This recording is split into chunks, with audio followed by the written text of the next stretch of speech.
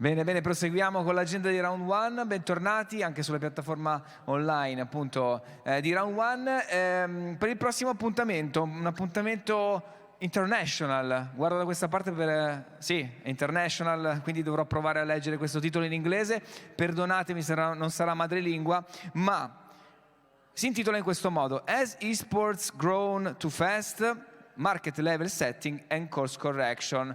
Fortunatamente non sarò io a moderare questo panel internazionale, ma ci penserà Riccardo Lichene, redattore di Esports Mag. Ciao Riccardo, bentornato. Ciao Brian, Ci sono i tuoi parenti che ti fanno l'applauso. Ciao mamma. Come stai? Bene, bene, tu come stai? Bene, grazie, ma tu adesso ti spari un panel tutto in inglese, lo sai, sì, vero? Sì, è un piacere. Bravo, allora cercheremo di approfondire. Buon round 1 oppure good round 1 si dirà? No, vabbè, questa era brutta, va bene. Ciao Riccardo, ciao grazie. Brian, Ciao. Allora, cominciamo subito perché abbiamo tanto da dire e poco tempo per farlo. I welcome on stage Sam Cook, Managing Director and Co-founder of Esports Insider. Welcome Sam. Hello everyone. So, I'm gonna start right off because, as I said, we have a lot to talk about. And let's start right from the title of this panel, but with a slight twist, because has actually esports grown too fast, or were the expectations too high to begin with? I would say yes to both of those questions. Right? I think esports in some form has been around for quite a long time now, right? And I think probably significantly longer than a lot of people may realize. It's just that in the past, well, should we say, around 5 to 6 years now, that curve has increased significantly in terms of mainstream awareness, in terms of its growth, and in terms of big money being invested into it. And I think because of that big money coming into it, there was something of an overestimation of how quick it would get, how big it would get, and how quickly, right? Not naming any names, Overwatch League, but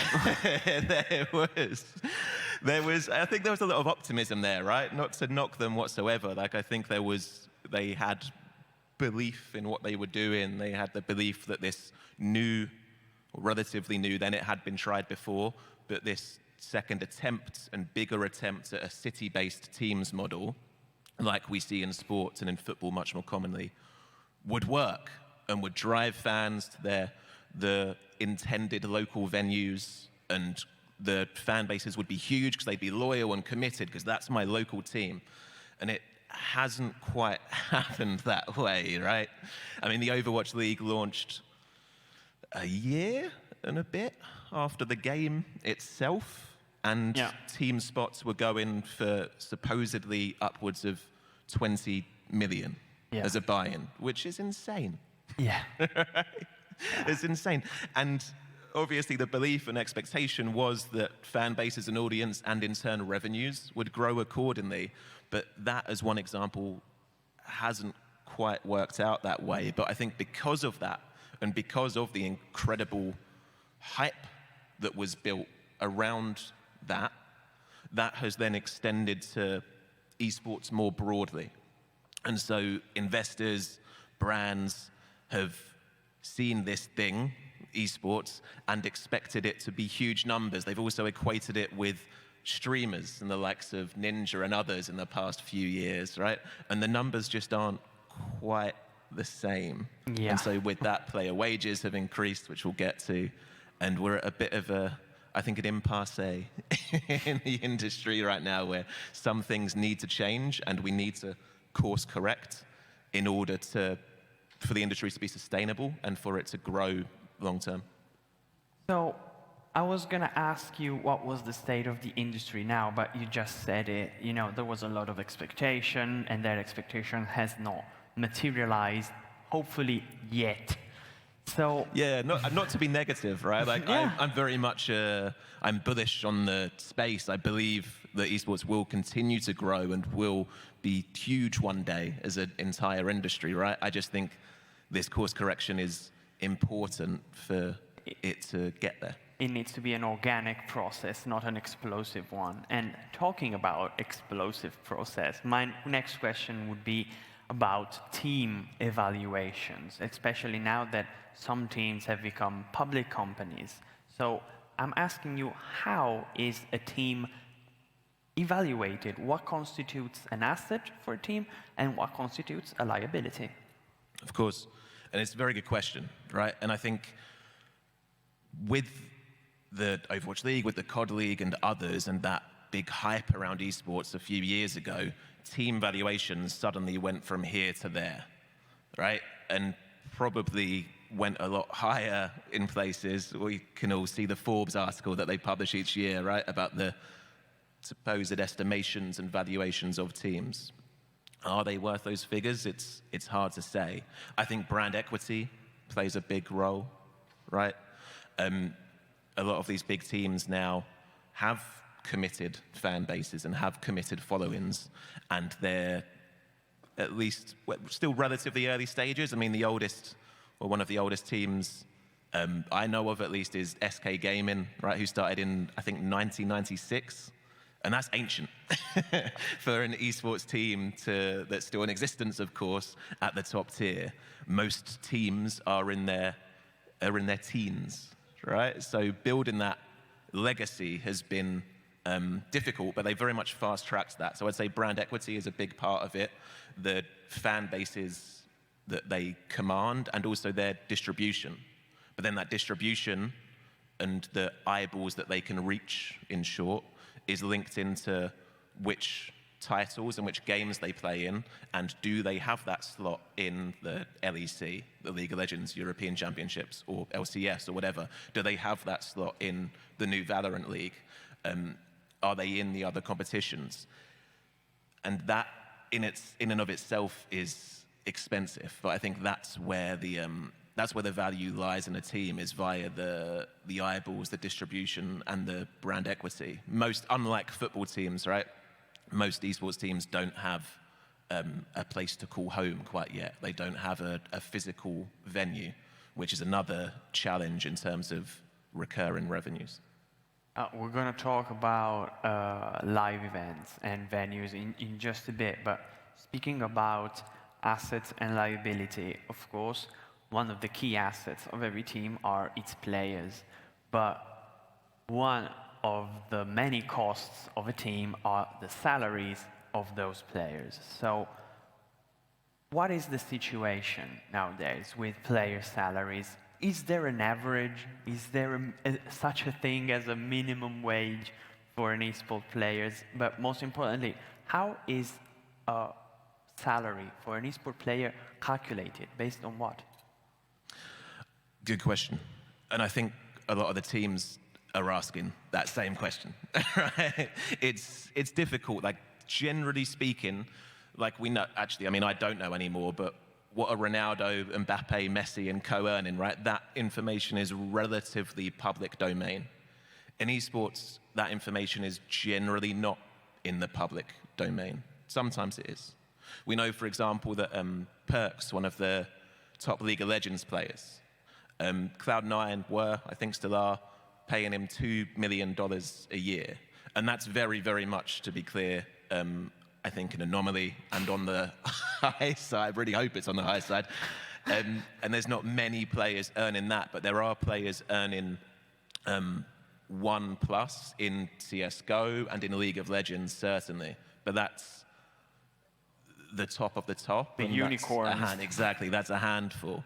From what, and it differs, right? It differs, you asked what the average is, it differs hugely game to game, from League of Legends, where I think the top salaries are, and I think that's because of the ecosystem Riot have created, and at least the opportunity longer term for real recurring revenue, and the viewership, the continued viewership and such, and it's at least more sustainable to operate a team in a league than it is in CSGO or in Dota, for example. Both of those games are incredibly risky, because in Dota, if you make it to the international, the biggest competition in esports, certainly to some degree anyway, and certainly in Dota. If you don't make it there, and there's no guarantee you will, then good luck making that money back, right? So both of those are really risky games. I think in Rocket League, you can have a roster for somewhere in the range of 250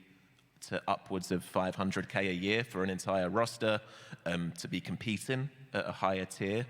But whilst it varies game to game, it's the potential returns game to game also vary wildly. And that risk factor in CSGO or in Dota is high. Like, I know a lot of teams that won't enter Dota because that risk factor is so high. It's the eternal conflict between the open system and the franchise system. You put first, meritocracy, or you put first financial sustainability. So it's very interesting to see how, every little cog in the esports machine has pros and cons that needs to be very, very finely balanced. And speaking of one of those cogs, one of the most important revenue streams for esports is obviously the audience, the eyeballs you were mentioning earlier, the organization. Sounds really cynical to call them eyeballs, doesn't it? I always think. It's the best word in this context. Fans, let's call them fans, let's call them spectators. So there's been a problem with measuring spectators in the last few years because you need big numbers, sometimes you don't get big numbers, but there are other ways to get big numbers. So can you tell us what are the problems with audience measurement and, handling the audience problem? For sure. I mean, I think, again, going back to our very first question, I think a lot of brands coming in still today think of esports, once they hear about it as esports as a whole, they see these images of like League of Legends World Championships, of Katowice, of the majors, right? And they think it's these huge, continually viewing audiences, which, and again, it's the same thing. It varies game to game, and it does differ. In terms of accurate measurements of viewership, I think we're still getting there. And again, it's different because the same old thing, right? Esports and traditional broadcasters, typically speaking, don't go hand in hand. Like, people are watching on Twitch, increasingly on YouTube now, Facebook for a while, and different streaming platforms depending on where you live and where you're based. There's different, the Douyu and Huya in China, for instance. And it's very, very hard to accurately and independently measure the entire viewership of one tournament. The go-to for me is Esports Charts, which, if anyone's interested, is a really good platform for that, and does a good job, and you can see all the different data points and such. But I think we're still getting there in terms of measuring the audience and the viewership, but for me at least, they are leading the way. And you mentioned a few seconds ago that brands look at this packed stadium for Worlds, for Counter-Strike. So my next question would be exactly this. How important are LAN events, live events, for the well-being of the sector, both for teams and players and for brands and sponsors? Yeah, I think they couldn't be more important, right? Like, it's been talked about intensively, so we won't go down that rabbit hole, but esports grew significantly in terms of awareness in the pandemic, right? Because there were no sports on, but esports could still continue, albeit online only. Whilst awareness of esports grew, and that, I guess, is a good thing for the industry longer term, it certainly is, that's not to say that teams and tournament operators and other stakeholders aligned didn't suffer in the meantime, right? Live events, LAN events are incredibly important for the esports industry. Like, that is where, that's what esports is all about, right? It's that live atmosphere. That's what people want. That's what the fans want. That's what drives fandom. Sure, watching it on stream is great, but to really build a strong and committed fan base, I think you have to have those events, right? The most loyal fans will be the ones that are able, obviously, but the most loyal fans will be the ones that go to these events and follow their team and enjoy that atmosphere, and in turn, the opportunity for monetization, obviously for tournaments in terms of selling tickets, but also for teams themselves. I remember Fnatic have sometimes done like pop-up events and pop-up bars and such when they've made it to X stage in Worlds. It's stuff like that that is incredibly valuable for these teams to have the opportunity to do, both in terms of direct monetization of fan and also in terms of activation with their brand partners. Couldn't be more important. And on the same note, another fundamental things for all of esports, you know, getting back to the old metaphor of soccer organization don't own, there's nobody owning the ball, but in esports, there's somebody who owns the game that organizations are invested in, the players are playing. So do you think there needs to be some sort of reform in the relationship between publishers and the esports ecosystem to, you know, lubricate the cogs in the machine to make organizing a more efficient process? Yes, a very, very good question. And absolutely, yes, please. Unequivocally, yes, please. I think that is the most important thing for esports sustainability as an industry long term, and certainly for its growth. We can talk about the media rights piece and how that isn't quite there yet in esports and how it works differently, right? Like in the past at least, have subscribed to Sky Sports and able to watch football in the UK. And now there's BT and now there's others that you pay a fee to, and that money trickles down to all involved, right? And the Premier League does very well out of those broadcast deals. And I'm certainly not saying we're there yet in any esport. Is there a model that works for pay-to-view in esports or in certain titles? Maybe, but that's one piece of the pie that doesn't really exist substantially enough for teams and for tournament operators. So the obvious opportunity is that publishers do, I think, make money from esports, right? There's a really good piece with I think it was John Needham from Riot Games in the Washington Post not too long ago about where Riot Games is at in terms of its approach to esports and in terms of monetizing its esports side. And Riot he said that they were close, I think it was John, they were close to breaking even on Riot, right? That's League of Legends, that's Valorant now. And I guess it's difficult to say how much money Riot Games makes or loses from League of Legends esports, right? Because it makes a pretty tidy sum from the game itself, and esports is at basic level a marketing tool for that game. But obviously, for the long-term health of an esports ecosystem, you need teams that are thriving, that are successful, and that are thriving financially as well. And if you can create an ecosystem in which that is the case, then everyone's winning, right? To go back to the Riot Games point again, there was a really good piece in Dexerto recently by a journalist called Billy Studholm, which talks about publishers and players, so two of the key points we've gone through today. He referenced the point that Riot, with Valorant quite recently, in its skins bundle for its latest tournament, made $32 million from just that skins bundle, right? The appetite from fans to pay for content and in-game items they want is there. Riot, to their credit, shared, I believe it was half of that income with its partnered teams. That's amazing, right? For those partner teams, that is a huge source of revenue. Riot are winning, the teams are winning, the fans get more cool content they want.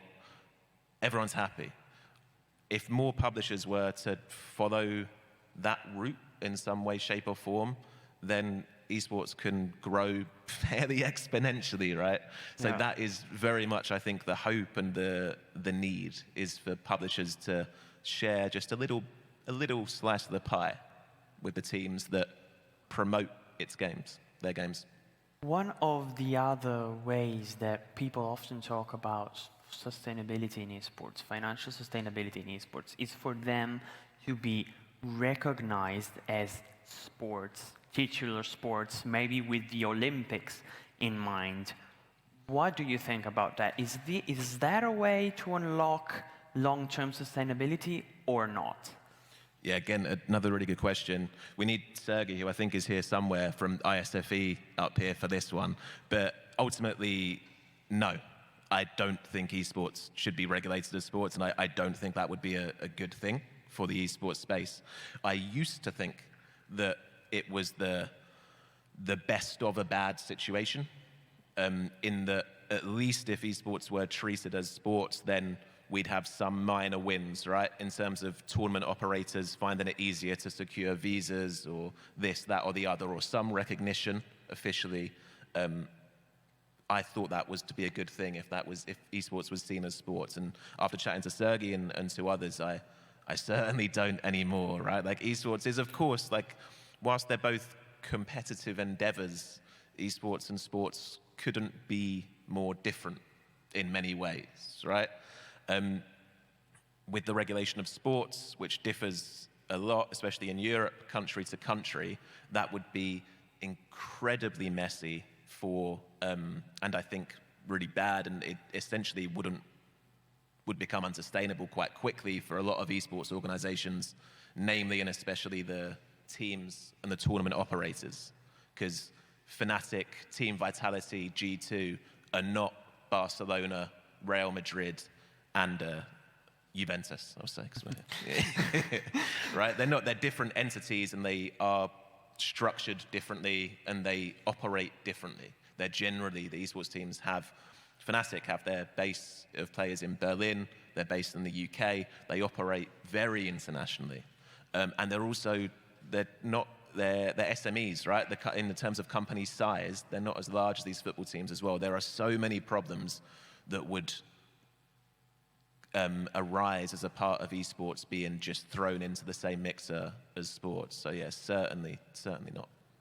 And one thing that the esports movement would very much like to take from the sports scene is the local presence.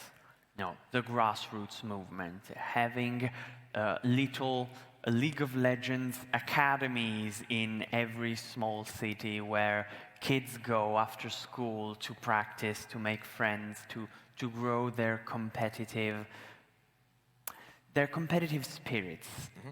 Do you think there's ever going to be a future where League of Legends circles, gaming rooms, clubs, wherever we want to call them, are not as popular as football clubs, but very much localized and part of maybe someday a town's identity? Yeah, another good question. I think the potential is certainly there, and I think the appetite from fans and from would-be players is certainly there as well. Whether it becomes whether we have those local teams locked into a town or a city, again, I used to think that model could work. Maybe it still can, but I'm less of the belief that that is the answer now. However, in terms of grassroots, speaking more generally, in terms of that integration into, if you mentioned after school programs, into colleges, into universities, and having that, like in the UK, we call it Sunday League for football, right? At school, when I was a kid, I played for the school team, so I played at school 3 times a week, and I played Sunday League. And the scouts would come to Sunday League, and that's how you got signed up by the bigger clubs. And you had that system in place, which 1, parents understood, 2, parents paid for, and 3, it was valuable and beneficial for the kids because they learnt the sport, the game, in a structured and safe environment. Esports needs that, the appetite is there and the potential for that as well to be commercialized and monetized and for the wider benefit of the industry is massive. Like a really good case study, so we're running out of time, but a really good case study for people to look at is what the Icelandic Esports Association have done. And with their esports coaching academy, they've built a model, and this is Iceland. I don't know what the population is, I don't want to guess, but it's not 300,000 right, people. right. And the numbers they're doing with a model that is profitable as well is fantastic, and they've got really great mainstream press locally, and it is successful. That model can work. If it can work in Iceland, that model can work and be profitable elsewhere. And yeah, the potential benefits for esports generally are huge. So unfortunately, we have run out of time, so I really thank you, Sam. And I would like to say goodbye with one quick and final question. Please. That is there a particular title you're most passionate about? Meaning, what's your favorite esport to watch, and what's your favorite esport to play? So I loved Rocket League for quite a while, right? And we have this thing called the WFH League, like work from home, win from home league, where it's company versus company. And don't get me wrong, I wasn't delusional. I knew I wasn't good, but I didn't realize quite how bad I was until I played for that. So Rocket League, I still enjoy watching, but maybe not so much playing. It's a new game coming out for any boxing fans called, I forget the name, but it's by a UK Sheffield-based dev. Undisputed, that's the name. And there's not been a boxing game since EA released Fight Night in like 2012, I think. But the footage from that looks amazing, and they're going to go quite big on the esports scene, so I'm excited for that one. So thanks again to Sam Cook, Managing Director and Co-founder of Esports Insider. Grazie a tutti voi per essere stati qui con noi, grazie a chi ci segue da casa e restate qui con noi perché la programmazione di Round 1 continua. Grazie mille.